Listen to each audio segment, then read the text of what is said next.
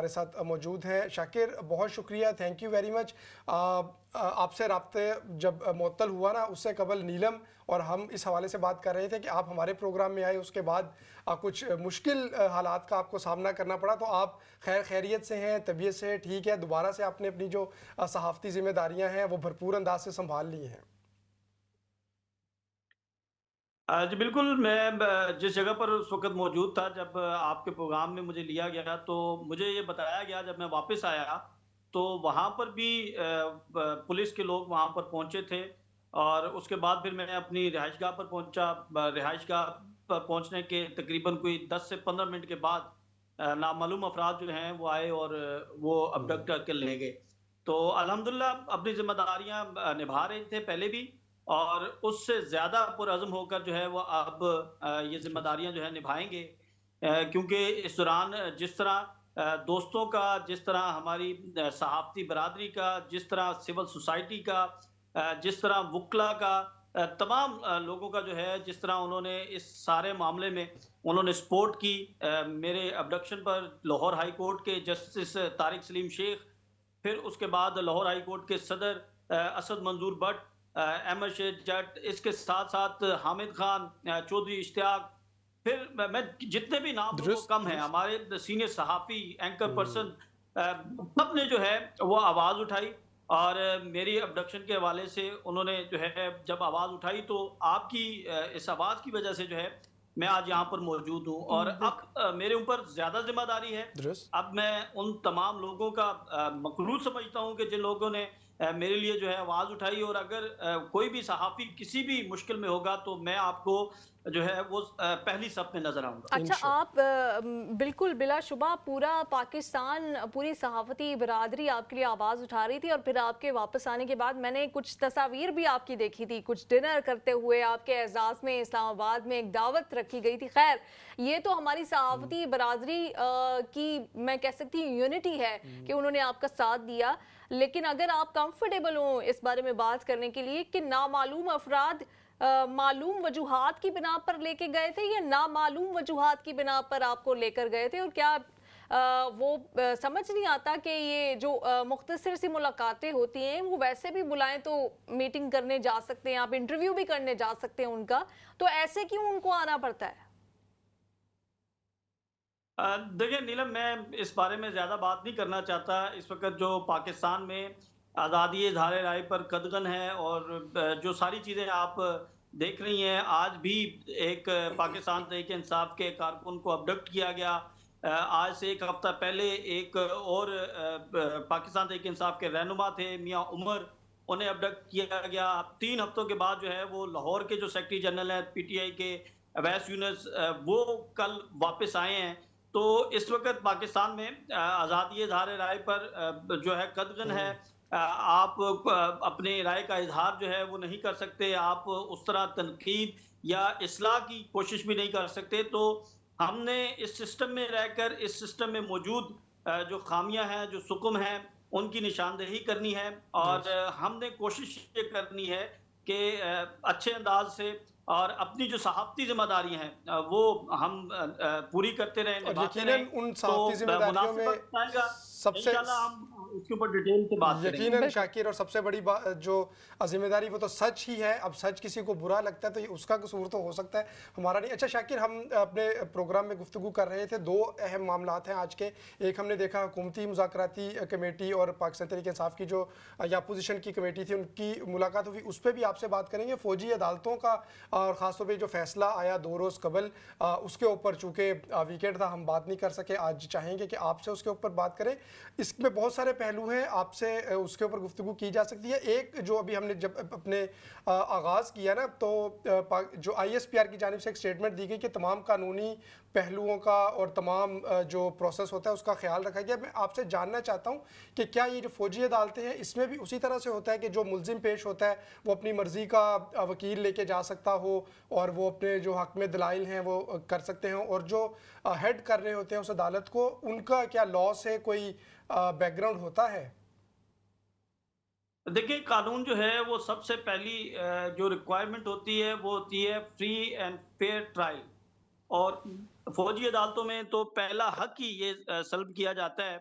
यानी आप कमरा अदालत के अंदर जो चीज़ें रिपोर्ट हो रही हों, जो चीज़ें जज साहब जो हैं वो ट्रायल किया जा रहा हो, जिसमें दलाइल दिए जा रहा हों, वो तमाम चीज़ें जो हैं, वो एक आम शहरी जानने का हक रखता है। और फौजी अदालतों में आपको ये इल्म है कि ये हक जो है सबसे पहले सल्ब किया जाता है। कमरा अदालत के अंदर क्या हो रहा है, किसी को कुछ मालूम नहीं होता। एक मुल्ज़िम वहाँ पर होता है, वकील भी बाज़ औक़ात जो है वो मुल्ज़िम को उसकी मर्ज़ी का नहीं दिया जाता। और फिर एक जो है वो मेजर रैंक या कर्नल रैंक के जो हैं वो जज होते हैं, जो कि उस पर फैसला सादिर फरमाते हैं। तो ये तो बुनियादी तौर पर जो है वो मिलिट्री जो कोर्ट्स होती हैं, वो मिलिट्री के जो लोग हैं, जो उनके ऑफिसर्स होते हैं, जो उनके जवान होते हैं, उनका ट्रायल करने का इख्तियार रखते हैं, ना कि वो सिविलियन का। तो इसके ऊपर तो तमाम कानूनी माहिरीन जो हैं, वो यही राय रखते हैं कि मिलिट्री ट्रायल में सिविलियन का ट्रायल जो है वो नहीं हो सकता। अब ये जो सज़ाएँ सुनाई गई हैं, तो इसमें भी बहुत से सुक़्म मौजूद हैं। देखें, अदालत की जानिब से, सुप्रीम कोर्ट ऑफ पाकिस्तान की जानिब से मशरूत तौर पर जो है वो सज़ाएँ सुनाने के अहकामात जारी किए गए।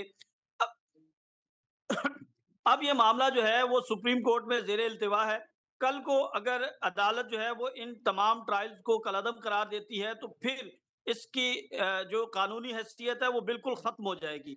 और भी चीज़ें जो हैं वो अभी बहुत सी जो हैं जिनके ऊपर बहस होना ज़रूरी है, और क्योंकि मामला जो है वो सुप्रीम कोर्ट में ज़ेरे इल्तिवा है, हम ज़्यादा इसके ऊपर बात नहीं कर सकते, लेकिन हम वो राय दे सकते हैं, वो कानून के मुताबिक बात कर सकते हैं, जो कानून के अंदर जिसकी वज़ाहत की गई है। तो इसके ऊपर जो है, वो बहुत से ख़दशात हैं। इसके ऊपर जितने भी कानूनी माहिरीन हैं, वो अपनी यही राय देती हैं कि सिविलियन का ट्रायल जो है, वो मिलिट्री कोर्ट्स में नहीं हो सकता।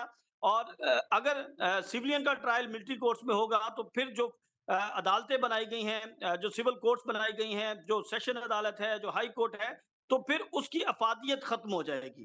तो अभी देखना होगा कि ये जो 25 लोग हैं, इसमें देखें एक अहम जो पॉइंट है वो ये है कि इसमें से 4 लोग ऐसे हैं जिन्हें 2-2 साल की सज़ा सुनाई गई है।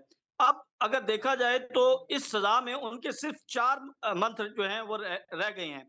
अब क्या कानून के तकाज़े पूरे करते हुए फौरी तौर पर लाहौर हाई कोर्ट में इनकी दरखास्तों की समाअत मुकर्रर होगी, ये पहलू जो है वो देखना ज़रूरी होगा। और आम तौर पर जब हम देखते हैं कि ट्रायल कोर्ट्स में इस तरह का कोई मामला आता है, तो ट्रायल कोर्ट जो हैं वो उस मुल्ज़िम की मचल के लेकर ज़मानत दे देती है। तो अब ये लोग जो हैं वो अपनी सज़ा तकरीबन पूरी कर चुके हैं, तो क्या इनकी दरखास्तें जो हैं वो तरजीही बुनियादों पर समाअत के लिए मुकर्रर की जाएँगी? क्योंकि अब तो विंटर वेकेशंस हैं, छुट्टियाँ शुरू हो गई हैं, तो अब ये मामला जो है वो जाकर जनवरी में समाअत के लिए मुकर्रर होगा।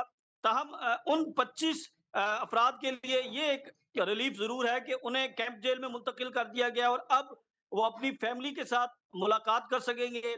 अब वो एक आइसोलेशन जो उनको थी, उसमें से निकल कर जो है वो जेल के अंदर आएँगे, तो ये उनके लिए जो है एक अच्छी खबर है। इसीलिए अदालतें और सुप्रीम कोर्ट के बाद आईनी बेंच, फिर इंसदाद दहशतगर्दी अदालत, फिर मिलिट्री अदालत, ये अदालतें इसीलिए बनती है क्योंकि जो मेन अदालतें हैं वो तो हमेशा गर्मियों और सर्दियों, ख़ज़ा की छुट्टी, बाहर की छुट्टी, इन्हीं छुट्टियों से बाहर नहीं आती। खैर, मुज़ाकरात की तरफ आती हूँ। एक इजलास होता है मुज़ाकराती कमेटी का और पीटीआई का। पीटीआई ने इतना बड़ा मुकदमा लड़ना है, सड़कों पर आ गए, जानें दे दी, लोग जेलों में बैठ के सड़ गए हैं, लेकिन पहुंचे सिर्फ 3 लोग। और उसके बाद भी अब जो दूसरी तारीख डाली है वो बिल्कुल सुप्रीम कोर्ट की तरह ही डाली है कि अब छुट्टियों के बाद आइएगा, 2 जनवरी को हमने न्यू ईयर मनाना है, हमने क्रिसमस मनानी है। तो ये इतना नॉन सीरियसली क्यों लिया जा रहा है इमरान खान साहब के केस को हुकूमती कमेटी के साथ? देखिए, जो हमारे पास खबर है वो ये है कि जो पाकिस्तान तहरीक-ए-इंसाफ की क़यादत है, वो ज़्यादा वो इस बात के ऊपर थी कि मुज़ाकरात किए जाएँ और जल्द मुज़ाकरात शुरू हों। क्योंकि चेयरमैन तहरीक-ए-इंसाफ इमरान खान ने ये बड़ा वाज़ेह तौर पर कहा था कि 22 दिसंबर के बाद जो उनकी ओवरसीज़ पाकिस्तानियों को तहरीक शुरू करने का उन्होंने कहा था, महदूद रेमिटेंसेस के ज़रिए, तो उसको शुरू करने का उन्होंने ऐलान किया था। और अब पाकिस्तान तहरीक-ए-इंसाफ की जो क़यादत थी, वो ये नहीं चाहती थी कि ये मामला जो है वो इस सतह तक पहुंचे, तो ज्यादा जल्दी जो है वो पाकिस्तान तहरीक इंसाफ की क़यादत को भी थी कि मुज़ाकरात शुरू हों। अब हुकूमत जो है वो इन मुज़ाकरात को इल्तिवा का शिकार करेगी। हुकूमत चाहती है कि ज़्यादा से ज़्यादा वक्त जो है वो गुजारा जाए। जिस तरह इमरान खान की जो सज़ा की तारीख मुकर्रर की थी, उसके हवाले से मोहम्मद मालिक साहब ने पहले ही खबर दे दी थी कि ये सज़ा जो है ये नहीं सुनाई जाएगी, ये फैसला जो है आगे जनवरी तक जाएगा। तो मुज़ाकरात जो हैं वो शुरू किए गए हैं। एक मुज़ाकरात जो हैं वो कैमरे के सामने हो रहे हैं, एक मुज़ाकरात जो हैं वो कैमरे के पीछे हो रहे हैं। तो दोनों मुज़ाकरात जो हैं वो इस वक्त जारी हैं, और जो तजावीज़ दी जा रही हैं, जो हमारे ज़राए हैं वो ये बताते हैं कि हुकूमत ये चाहती है कि इमरान खान के साथ मुज़ाकरात किए जाएं, और उन मुज़ाकरात का जो एजेंडा हुकूमत की तरफ से है कि एक कौमी सेटअप लाया जाए, कौमी जो है वो असम्बली बनाई जाए, जिसमें अपोजिशन, जिसमें हुकूमत और तमाम सियासी जमातों के नुमाइंदे शामिल हों, यानी बांग्लादेश की तर्ज पर जो है वो हुकूमत बनाई जाए। जबकि इमरान खान जो हैं वो उनका ये मौक़िफ़ है कि अबूरी सेटअप लाया जाए, और अबूरी सेटअप में जो ऐसे लोग हों, एक तो उन पर ये जो शर्त हो कि वो इलेक्शन नहीं लड़ेंगे, साफ सुथरे होंगे, और 6 माह के अंदर अंदर जो है वो अमेंडमेंट्स की जाएंगी, जिसमें चारों सूबों के सूबाई इलेक्शन कमिश्नर्स हैं, जो मरकजी इलेक्शन कमीशन है उसको तब्दील किया जाए। तो इस तरह की शराइत जो हैं वो इमरान खान की जानिब से रखी गई हैं, और ये कहा गया है कि वो ज़्यादा से ज़्यादा 3 से 6 माह तक के अबूरी सेटअप के हक में हैं, और इसके बाद जो है वो फ्री एंड फेयर इलेक्शन करवाया जाए मुल्क में। एक तजवीज़ जो है वो ये वैसे हो सकता है अहमद, सुप्रीम कोर्ट के साथ कॉन्स्टिट्यूशनल बेंच हो सकता है, तो पार्लियामेंट के साथ एक पार्लियामेंट बेंच बना दिया जाए, उसमें एस्टैब्लिशमेंट अपने लोग रख ले, अपनी पार्लियामेंट बना ले, अपना वज़ीर आज़म रख ले, और एक आवाम का रख ले। अच्छा शाकिर, बिल्कुल हमने शायद सेगमेंट के अपने इख्तिताम पे भी हों, क्योंकि पाकिस्तान तहरीक इंसाफ का तो एक मौक़िफ़ रहा है, और ख़ास तौर पे उस पर बहुत शिद्दत के साथ कि जो 8 फरवरी के इलेक्शन थे, बस उसमें जो ये फॉर्म 45, 47 है, हमें उसके मुताबिक इंसाफ चाहिए, और उसके ऊपर हम कॉम्प्रोमाइज़ नहीं करेंगे। दरमियान में भी ऐसी खबरें आती रही कि बहुत सारी ऑफर्स मौजूद हैं। तो आपके ख्याल में अगर इमरान खान साहब अब अपने उस मौक़िफ़ से हट रहे हैं, और ये बज़ाहिर लगता तो ऐसे ही है कि शायद तमाम लोगों के लिए काबिल कबूल हो भी सकती है बात, तो इसके पीछे वजह क्या होगी अगर वो अपने बुनियादी मौक़िफ़ से पीछे हटते हैं? देखिए, अगर अब पाकिस्तान तहरीक इंसाफ 8 फरवरी के इलेक्शन और फॉर्म 45 और 47 वाले इशू पर जाती है, तो इस हवाले से ये हुकूमत के लिए सबसे अच्छी जो है वो तजवीज़ होगी, और हुकूमत इसको कबूल भी कर लेगी। 6 माह से 1 साल का वक्त दिया जाएगा कि इन तमाम पिटीशंस के फैसले किए जाएंगे, और उसके बाद तो देखें, जो हुकूमत चाहती है, वक्त चाहती है, वो तो वक्त बड़ी आसानी से इस सूरत में मिल जाएगा। और मैं ये समझता हूँ कि अब पाकिस्तान तहरीक इंसाफ को इस मुतालबे से आगे जाना चाहिए, क्योंकि जितने भी ट्राइब्यूनल्स बने हैं, अभी तक किसी एक इलेक्शन पिटीशन का फैसला नहीं हो सका है, और मुल्क भर में तकरीबन 300 से 400 इलेक्शन पिटीशंस हैं, और इनके फैसलों की तरफ जाएंगे तो आपके पास जो है फोरम, नेक्स्ट फोरम भी मौजूद है। यानी हाई कोर्ट ये फैसला करता है, तो उसके बाद आपके पास सुप्रीम कोर्ट का फोरम मौजूद है, और उसके बाद फिर आप अपील में भी जा सकते हैं। तो फिर ये मामला जो है वो 1.5 से 2 साल तक पहुंच सकता है। तो यही तो हुकूमत चाहती है कि उन्हें इतना वक्त दिया जाए, ताकि वो जो पाकिस्तान तहरीक इंसाफ का इस वक्त जो बयानिया है और इस वक्त हवा है, उसको ख़त्म किया जा सके। तो इलेक्शन कमीशन, पाकिस्तान तहरीक इंसाफ को अब इस मुतालबे से पीछे हटना चाहिए। फॉर्म 45 और फॉर्म 47 वाले मामले में अब जो पाकिस्तान तहरीक इंसाफ का मुतालबा है वो ये है कि 6 माह के अंदर अंदर जो है वो अबूरी इलेक्शन करवाए, अबूरी सेटअप के जरिए जो है वो इलेक्शन करवाए जाएं, और यही मुतालबात पाकिस्तान तहरीक इंसाफ के हैं कि फ्री एंड फेयर इलेक्शन के लिए जो है वो तमाम कानूनी तकाजे पूरे किए जाएं, उसमें अमेंडमेंट्स करनी पड़े, वो की जाएं, ताकि हर सियासी जमात जो है वो इलेक्शन में हिस्सा ले सके। तो यही मुतालबा पाकिस्तान तहरीक इंसाफ का है। और 2 मुतालबात जो हैं वो पहले दिन से हमें इमरान खान जो है वो करते नजर आ रहे हैं। एक तो जो सियासी कैदी हैं जो पाकिस्तान तहरीक इंसाफ के, उन्हें जो है वो फिलफौर रिहा किया जाए, और दूसरा जो मुतालबा है वो 9 मई और उसके बाद 26 या 27 नवंबर का जो सानिया है इसके ऊपर जुडिशियल कमीशन, ये यकीनी तौर मुतालबात इमरान खान पहले दिन से जो है वो सामने रख रहे हैं। और इसके बाद जो बैक एंड पर चीजें चल रही हैं तो वो इस सिस्टम के हवाले से चल रही हैं कि यकीनन अब शाकिर, इस सिस्टम को कैसे लेके चल रही है। यकीनन ये तो एक ऐसा टॉपिक है, हम भी चाह तो यही रहे कि उस पर ज़्यादा से ज़्यादा आपसे सुन सकें, आपसे जान सकें, लेकिन बहरहाल बिल्कुल जो सेगमेंट है हमारा इख्तिताम पर है। बहुत शुक्रिया, थैंक यू वेरी मच।